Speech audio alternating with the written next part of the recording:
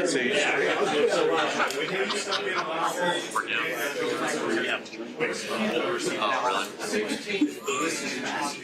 you see the engagement pictures from Soul Train? Were you here for Soul Train? No, she was not. Oh, you don't know what you missed, girl. What was your nickname? What nickname did you give her? Mine was Texas. Thanks. Soul Train. I think they're sitting 2 or 3. So. As in the middle of doing this interview, I guess he was outside getting beat. Something along the line. On the ground as fast as possible after wedge. So if I'm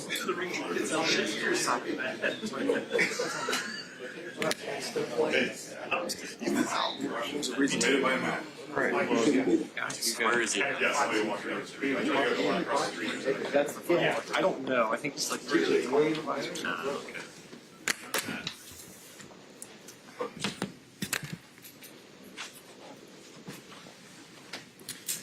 Okay, fire away. What did you like about Joe? What did he bring to the table? Why? Yeah, played him a lot, watched him a lot. Brings great experience, great leadership. His style fits our style of play too. So excited to get him out there. We'll start him this week, so he's going to take all the reps, get ready to go. Already spent a lot of time meeting with us, getting up to speed. So feel really good about where he's at. What made you comfortable with being able to trade for him on Tuesday and start him on You Sunday? just know him. I mean, I don't know him personally. I've only met him once before he came here, but know his game as well. I mean, it's played against him. I don't know how many times, a lot of times, and so very comfortable with his style, concepts he's been good at, things that fit us that we do. A lot of the terminology, there's a bunch of carryover, more so than I would have anticipated. So feel like we can get him to speed quickly. One of the things that Al mentioned was that besides his great arm strength, his ability to spin the ball, he's seen so much, like a lot of different quarterbacks. How much, at this point of the season, does that help you? Sure. I mean, it's different than a young quarterback coming in, trying to learn a system and understand what a defense is trying to do to challenge you. Not only that, but he's played Green Bay this year, so he's already gone through a week of prep. So that's the nice part is now the communication and the weekly rhythm is maybe different, unique, but he's already prepared for this opponent. So he gets a chance to refresh himself on that while at the same time just learning our system and our terminology and our verbiage and how we operate. But also knowing that he's played. Now he hasn't played there this year, and so the crowd noise and all that stuff's different. But at least he's got some experience playing against him. But yeah, I'm sorry. What was the one time you met him before? the Colts came here last year and practiced with us. Do you have to scale anything back because he's only going to have a couple of days of practice? We have to be mindful that he hasn't been here at off-season training camp, the full scope of our system. But we're doing everything we can to hit everything we can possibly hit with him. So that we got enough to go out there and win a football game. And so that's our objective, is give our offense enough with Joe to be able to go out there and operate and score points and find a way to win the game. Why specifically were you looking at this and saying, hey, we need to add Joe to the mix here? He's a great passer. He's a great passer. And, again, we've got to expand all areas of our offense to be better, to be able to efficient, run the football, protect, all that kind of stuff. But the number one trait you're looking for is a guy that can operate your system and throw the football. And Joe's always been a tremendous passer in this league, and have seen it. And so now we've got tremendous weapons that he can play around. And so I'm excited to watch him do it. what was the process like that ended up on Flacco as opposed to maybe other options? How did that unfold from Monday to when y'all got there? Just let me know yesterday that's where it was at. So obviously he asked my opinion of Joe, and I was excited that if we were able to make it happen, I'm all on board. That would excite me. And so then he just came and said, we got it done. What did yesterday look like? What time did he get here? What were you guys able to do last night to get a head start? Well, we talked on the phone while he drove. We had somebody drive him, he and his wife from Cleveland. And so we were able to send him the information to study, talk to him on the phone as he drove down, gave him a break, let him then come in the facility, and we got a chance to meet last night and then met this morning. It's about a 5-hour drive. How long was the phone call? I'm not sure how long it was. We just tried to cover all the base pieces of information. I mean, you like to knock out personnel and formations and motions and the easy stuff, and then when you get in here, get the nuts and bolts. So probably talked some run game last night, I think, on the phone too. Got into the run game plan and just the easy stuff that he knew, and it all sounds familiar. And So he'll be ready to roll. It goes without saying that what you said is true. It's beneficial for a guy to have already faced a team just a couple weeks ago. Why is that so beneficial, or like in what ways is that beneficial? Well, you've done 7 days of prep already on the team, and got out there and played and felt them and understand what their line feels like. Understand the basic coverage structures and some of the things that they try to do to stress you. So, on top of studying our stuff and watching the tape, usually the quarterback already knows your offense, and so he's just focused on watching the tape of the opponent. Now, at least the one advantage we do have with bringing Joe Flacco in here specifically is he's watched tape for a week. He's played this game. He'll still need to do the same thing because they've played 2 games since then. But at the same time, it's at least there's in the back of his mind, man, I've played these guys and I have an understanding of how they try to attack you. Do you feel like trading for Flacco helps promote some hope and some confidence for the season as a whole in the locker room? I think everyone's just seen him been there, do that, and won a Super Bowl and won a lot of games and been successful in a lot of different places. So I can't speak for other people, but when you bring a guy in here with that experience and those skins on the wall, I think it's significant and it can mean something to guys, but they'd have to speak for themselves on that one. And then, is there any update on Burrow and his potential to return this season, and are these two things connected? I do not have any update on Burrow. Along those lines, is this still a move that hopefully y'all can get enough wins to kind of keep y'all afloat for as long as possible? If Joe can't come back, how much of that kind of was the process y'all went through? Yeah, our number one focus is winning every game we can possibly win and go to the playoffs and go deep in the playoffs. That is 100% our focus, regardless of who our quarterback is. That's what we're trying to do. Given Joe's age and maybe some of the mobility concerns that come with it, how do you, as the play caller and the architect of the offense, work through some of those challenges? Yeah, I mean, I can't speak for Joe to say that mobility was ever his number one strength. Dating back to when I would have coached against him in 2012 and 13, I don't know that we were ever worried about Joe breaking free for a 15-yard gain. So I think his play style has been his play style for a long time, and I'm perfectly fine with that. Obviously, we got to do a great job around him in the run game and protection and all that kind of stuff, but he understands our concepts already. It's a lot of things he's done. Some things he's called the same. So again, we'll do what suits him best. Ultimately, at the end of the week, what are you not comfortable with? There's some things we've called during the week that we should put on the shelf, which is never an issue. We got plenty. So we'll have those conversations the weekends. Is it surreal to think that he was in the draft 1 year? Not real. I mean, that stuff doesn't. It doesn't really. I mean, there's been guys that obviously were before me. Aaron Rodgers was before my time. So that stuff doesn't. I don't put too much thought into it anymore. What was his reaction? Quarterbacks have been able to extend their careers for as long as they have. Well, I think really smart guys that take care of themselves and can still throw. I mean, the arm matters. Some guys do lose, some of the arm strength as they go on in their career, and he's one that I don't know. He'd have to speak for that in terms of what he's lost, but I know he's still got a lot of power in there and a lot of juice and understanding when to throw it and the timing. And so I think that those guys that have that above average, I mean, he definitely is classified as above average arm strength. Same with Aaron. Those guys have a chance to continue to play. What was his reaction? He seemed excited, the first time I talked to him, and so I know he was notified there, obviously, with their people, and but he seemed genuinely excited when I spoke to him on the phone for the first time, and when he got in here. And the plan? Conversations with Jake.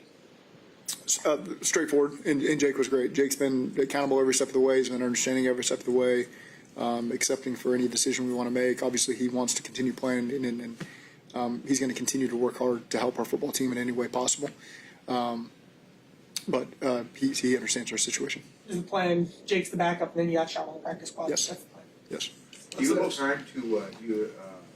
have time to tailor some things to him, or do you have to plug him in what you're doing? We got 24 hours in the day each day, and so we're using every second of it to create the best plan. Obviously, we have a great understanding of who he is and what his strengths are. Plan, yesterday, midday, afternoon. Okay, is it this or that? Well, I know things that we do. So when our receivers heard everything today, it's all things that we've had in our plan and we've done. we'll continue to do things that fit our strength as a team and fit Joe's strength as well. That's how he fits you, yes, is he fit you. Yeah, I mean that's why we like him, and that's why we brought him in, because he fits what we do, and you don't have to change much. Now you just have to get him up to speed with the full scope of what we have in our arsenal. What's the most important quality in a guy that it would enable him to learn an offense as quickly as he needs to? Well, I think that the mental makeup obviously is critical to be able to focus in on what's important.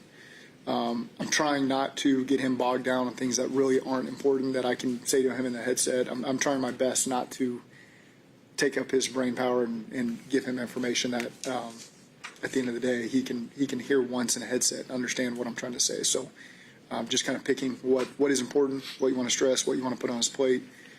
He's done a great job of taking everything in that we've given him. How much of a two-way street is that? Like you know, showing him this is what we do, as well as him coming back and saying, what about this? This is something I've tried in the past. That'll get there at some point. You know, I don't think he's there right now. He's just taking it all in of what we want to do, and I always like that dialogue with the quarterbacks. Always, you know, that's oftentimes it can be a weekly conversation as we get in. A lot of times it's a Saturday conversation as we tie up the plan. So I can get my thoughts in order during Saturday and Sunday morning before I call the game. You guys blocking for him. What are the chances of Lucas Patrick playing this week? You open the return window for him? Yeah, we open the return window. We'll see where he's at in practice this week. I won't make any predictions, but it was time to get him back out there. If he is able to come back.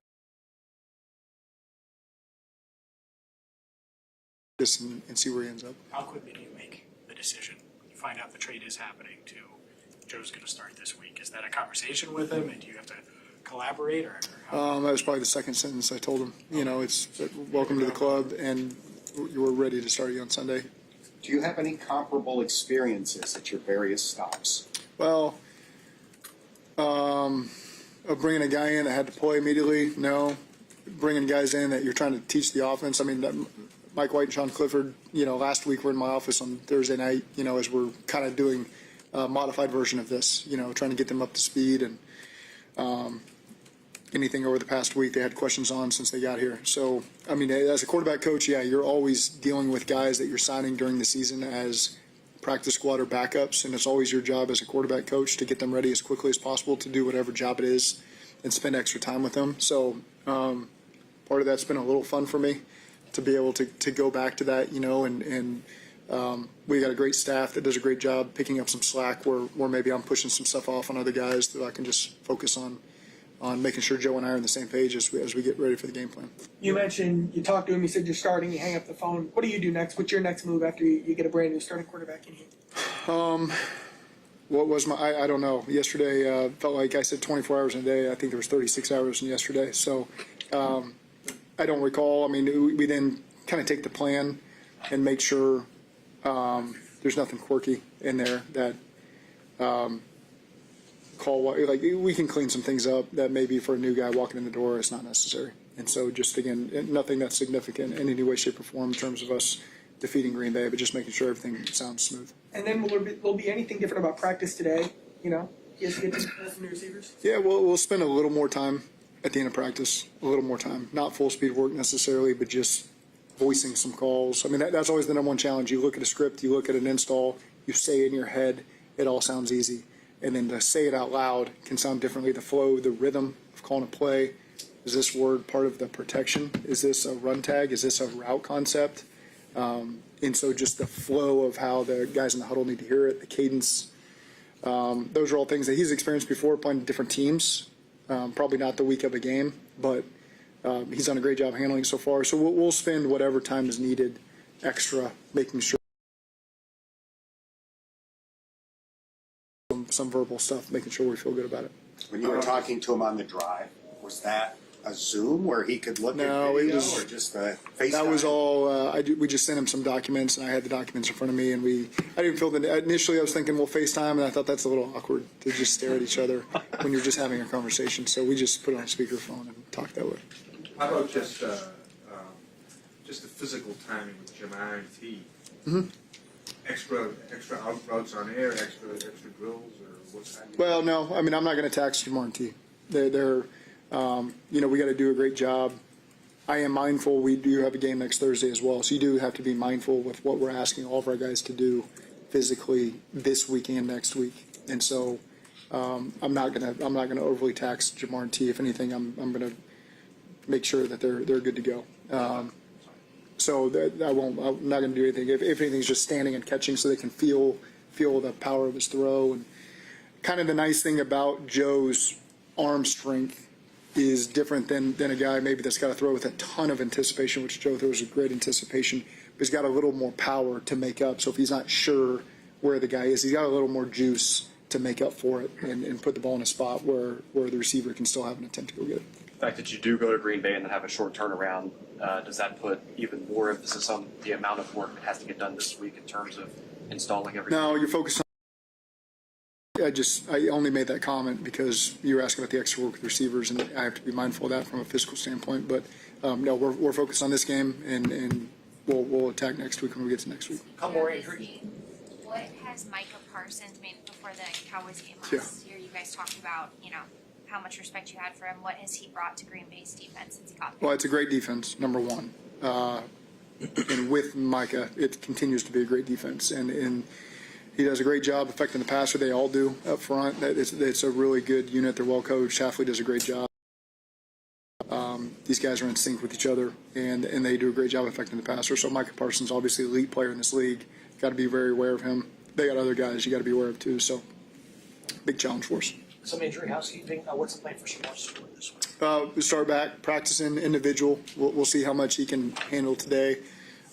See if we increase it tomorrow, but we'll just take it day to day with him right now. Any other guys who could be limited today and tomorrow?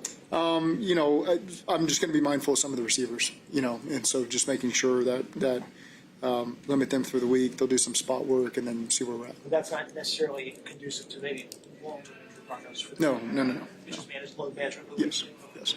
Flacco played pretty well against you in week 1. What impression did he make on you in that? Well, I've always been impressed, and I think we've got a elite receiving core that will complement him very well. And so again, he throws the ball on time, throws it to the location it's supposed to be, and again, I'm always proud of the way that Troy gets those guys, and that's a lot of the. It's important to them too. They understand the locations and the timing and when the ball's going to be out, and they do a great job with their communication with the quarterbacks in that way. So I just think he's a really good fit with our style of play and the guys we have. Could his arm strength give you another wrinkle or element as you work with him from a playbook standpoint? I mean, sure, he's unique that way. He's unique. So again, it's however that fits our system as we continue to go. We'll make sure we do that. And then with Shamar, you obviously play Thursday night next week. Do you consider that at all with a guy coming back? We're just going to take it one day at a time with him. He's going to get out there today and do some individual to see how he feels physically. He's ready for that point now. So no reason to think that far ahead yet. We'll just focus on today, see where he's at, and then approach tomorrow, whatever fits him best. I know you have tunnel vision on what you're doing here, but when you look across the AFC, it does feel pretty wide open this year after 5 weeks. Is there a thought of, we're not going to punt on this season, we got to go get a guy that can help us win games and get back in this thing with? And that's my mindset, Duke, ownership, everybody involved. And so again, this is the move we felt we needed to make right now, and excited about it.